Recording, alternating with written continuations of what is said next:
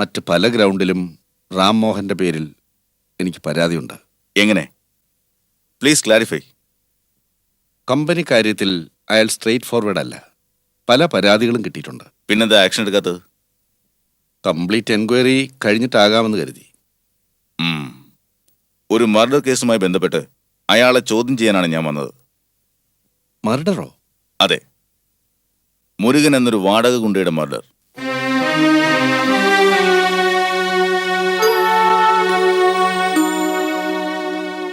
റാംമോഹന് ആ കൊലപാതകവുമായി കണക്ഷൻ ഉണ്ടെന്നുള്ളതിന് തെളിവുണ്ട്. അതുകൊണ്ട് അയാൾ എപ്പോൾ ഇവിടെ എത്തിയാലും ആ നിമിഷം വിവരം അറിയിക്കണം.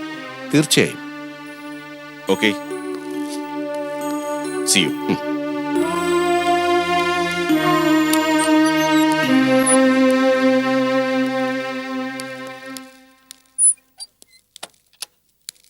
എന്താ സർ, എന്താ പ്രശ്നം?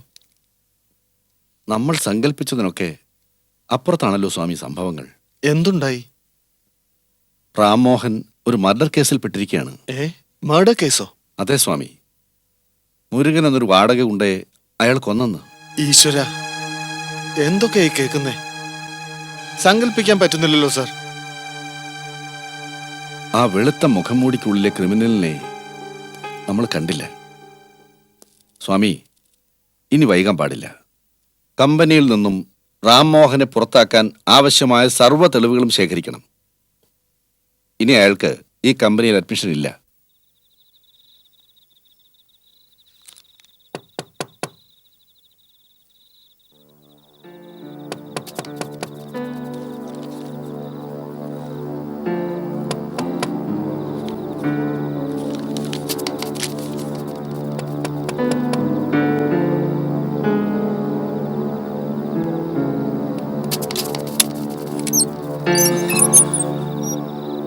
ഏട്ടാ, എന്തു പറ്റി?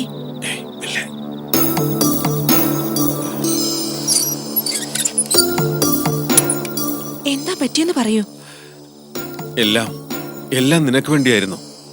എൻ്റെ ഒരേ ഒരു അനിയത്തിക്ക് വേണ്ടി. നമ്മൾ തമ്മിൽ കൊച്ചു കൊച്ചു പിണക്കങ്ങൾ ഉണ്ടായിട്ടുണ്ടാവും. പക്ഷെ അൾട്ടിമേറ്റ്ലി ഞാൻ നിന്റെ ഏട്ടനാണ്. നിനക്ക് സംരക്ഷണം തരേണ്ടവൻ. നിനക്കൊരു അത്യാവശ്യം വന്നപ്പോ ഞാൻ 4 ലക്ഷം രൂപ കണ്ണുമടച്ചെടുത്തു തന്നു, ഇല്ലേ? ഇത് നിനക്ക് വേണ്ടി തന്നെ. ഏട്ടൻ എന്തൊക്കെയാ പറയുന്നത്? എനിക്ക് മനസ്സിലാവുന്നില്ല. പറയാം. എത്ര കഷ്ടപ്പെട്ടാണ് നീ നഴ്സിംഗ് ഹോം സ്ഥാപിച്ചത്? എത്ര നാളത്തെ സേവനവും ഹാർഡ് വർക്കും കൊണ്ടാണ് ഇന്നത്തെ ഉയർച്ചയിലെത്തിയത്? എന്നിട്ട് ഒടുവിൽ എന്തുണ്ടായി? ഒരു തുള്ളി വിഷം കൊണ്ട് എല്ലാം തകർത്തരിപ്പണമാക്കിയില്ലേ? ആരാണ് ആ ചതി ചെയ്തതെന്ന് നിനക്കറിയാമോ? അറിയാമോ രേഖേ? അറിയാം, Murugan. Yes, he's a pakka criminal. രോഗിയുടെ കള്ളവേഷം കിട്ടി ഇവിടെ കയറിക്കൂടിയാനാണ് അവൻ. നിന്റെ പേരും പ്രശസ്തിയും തകർക്കാൻ. നിന്നോട് പറഞ്ഞില്ലെങ്കിലും ഈ ദിവസങ്ങളിൽ അത്രയും ഞാൻ അന്വേഷിക്കായിരുന്നു. ഒടുവിൽ കണ്ടെത്തി. ആ റാസ്കലുമായി ഒരു ഏറ്റുമുട്ടൽ വേണ്ടി വന്നു. എന്നിട്ട് വിചാരണയും ജീവപര്യന്തവും ഒന്നും റാംമോഹന്റെ കോടതിയിലില്ല. തെറ്റ് ചെയ്തവൻ ഇനി ഒരിക്കൽ കൂടി ആ തെറ്റ് ആവർത്തിക്കരുത്. അതിന് ഒരു ശിക്ഷയേ ഉള്ളൂ, ദ അൾട്ടിമേറ്റ് പണിഷ്മെന്റ്. ഏട്ടൻ എന്താ ഈ പറയുന്നത്? യെസ്, ഞാൻ അവനെ കൊന്നുമോളെ. മുരുകൻ ഇന്നീ ഭൂമിയിലില്ല. നീ പേടിക്കണ്ട. ഒരു ക്ഷുദ്രജീവി മരിച്ചു, അത്രേ ഉള്ളൂ. പോലീസിന് കഴിയാത്ത സൽക്കർമ്മമാണ് ഞാൻ ചെയ്തത്, നിനക്ക് വേണ്ടി.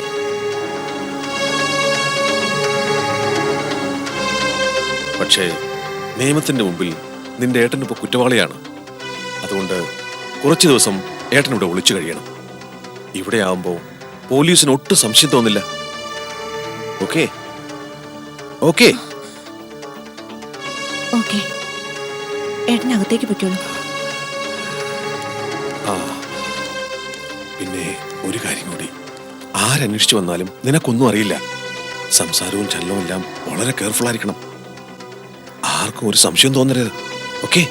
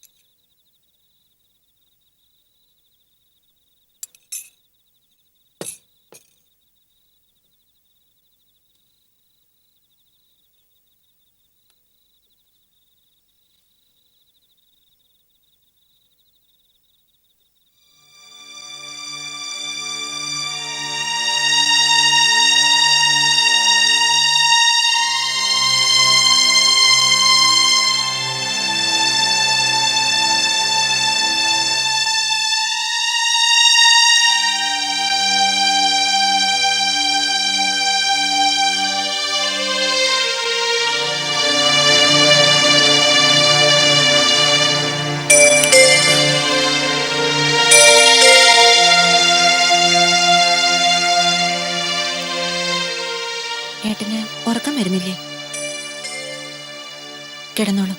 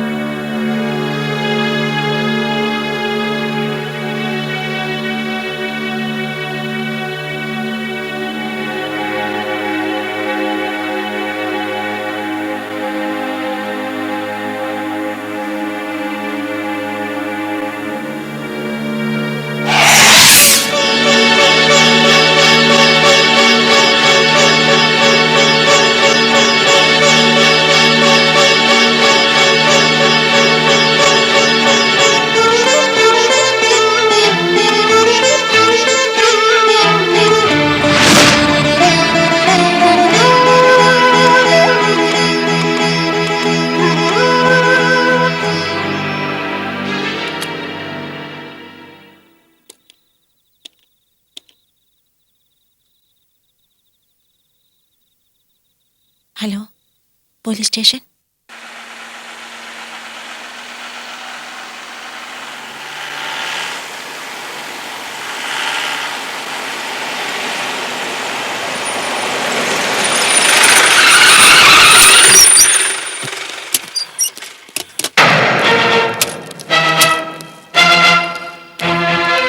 എവിടെ രാമോഹൻ? അകത്തുണ്ട്. Very good. സാർ, ഏട്ടനെ ഉപദ്രവിക്കല്ലേ? ഏയ്, ഒരിക്കലുമില്ല. എവിടെയാൾ? വരൂ.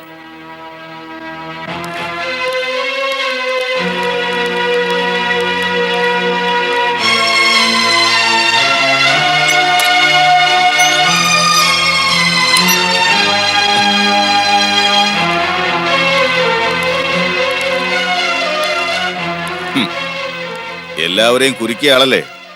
ആ ആളിന് സ്വന്തം അനുജത്തിയുടെ വക ഒരു കുരുക്ക്. Thank you madam, thank you very much. Arrest ചെയ്യും.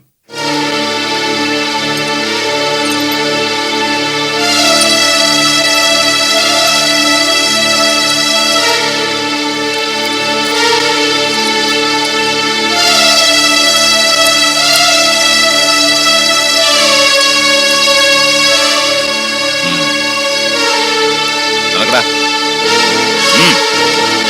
കൊണ്ടുപോനെ.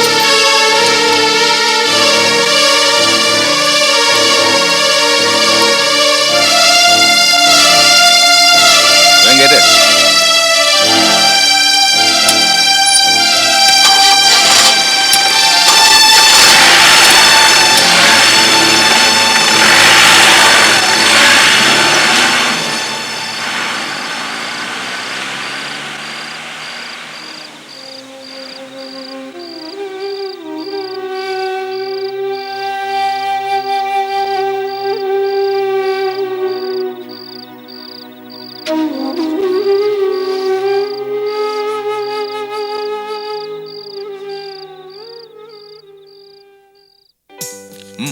എടുത്തോളൂ. ആ, എല്ലാരും എടുത്തോളൂ. ഒരധികായന്റെ പതനമാണ് നമ്മൾ ഈ ആഘോഷിക്കുന്നത്. ഈ കമ്പനിയെ ചൂണ്ടുവിരൽ തുമ്പിൽ കറക്കിയിരുന്ന ഒരു ചാണക്യന്റെ പതനം. ഇതാ സെൽവ, എടുത്തോളൂ. സത്യത്തിൽ ലഡുവല്ല സാറേ, കോഴി ബിരിയാണിയാണ് തരേണ്ടത്. അത് അദ്ദേഹത്തെ കുറിച്ചുള്ള അടുത്ത ഫ്ലാഷ് ന്യൂസ് കേട്ടിട്ട് കഴിച്ചോളൂ. വാർത്തകൾ ഒന്നിനു പിന്നാലെ മറ്റൊന്നായി വരുമെന്നാണ് ഞങ്ങളുടെ പ്രതീക്ഷ. അതെ അതെ, എല്ലാരും കഴിച്ചോളൂ. കഴിച്ചോ കഴിച്ചോ, കഴിച്ചിട്ട് ജോലി ചെയ്താൽ മതി. ഇവിടെ കിട്ടിയോ? എല്ലാവരും അത്യാഹ്ലാദത്തിലാണ് സർ. റാം മോഹനോട് അവർക്ക് ഇത്രമാത്രം ദേഷ്യവും വെറുപ്പും ഉണ്ടെന്ന് ഞാൻ കരുതിയതേയില്ല സർ.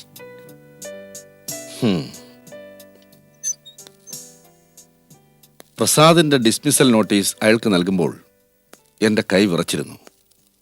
മറുത്തൊരക്ഷരം പറയാതെ വേദന അത്രയും ഉള്ളിലടക്കി ആ കത്ത് വാങ്ങി തിരിഞ്ഞു നടക്കുന്ന പ്രസാദിന്റെ രൂപം, ആ മുഖം എത്രയോ രാത്രികളിൽ എന്നെ ഹോണ്ട് ചെയ്തു എന്ന് സ്വാമിക്കറിയാമോ?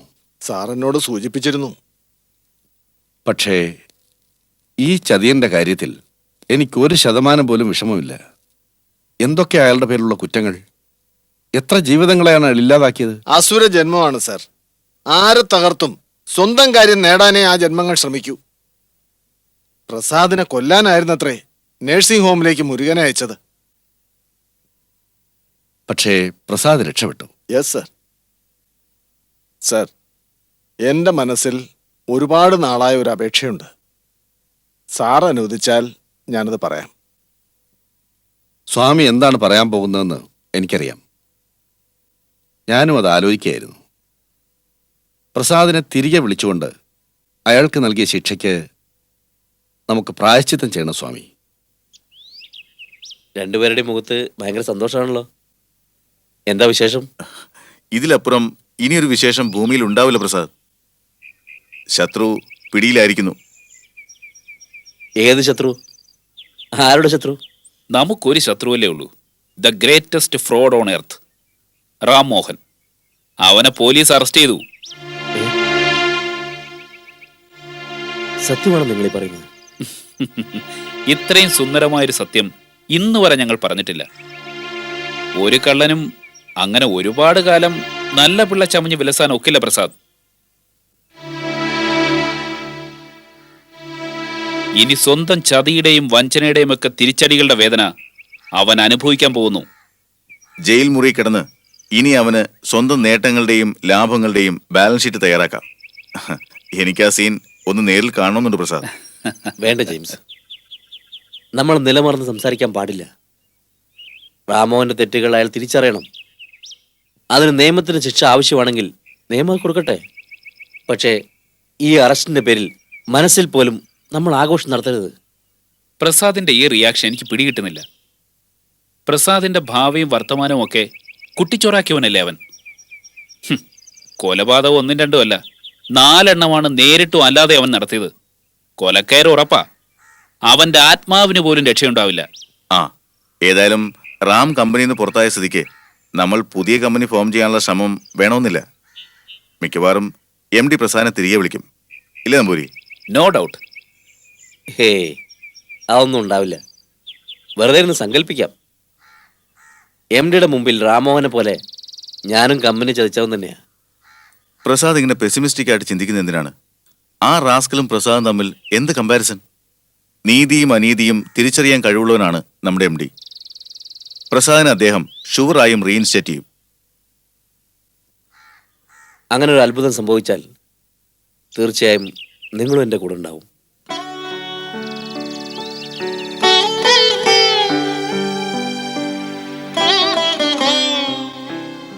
MD ഈ കണ്ടീഷൻ അക്സെപ്റ്റ് ചെയ്തെങ്കിൽ മാത്രമേ ഞാൻ ആ ജോലി സ്വീകരിക്കൂ. നന്ദിയുണ്ട്, ഒരുപാട് നന്ദിയുണ്ട്.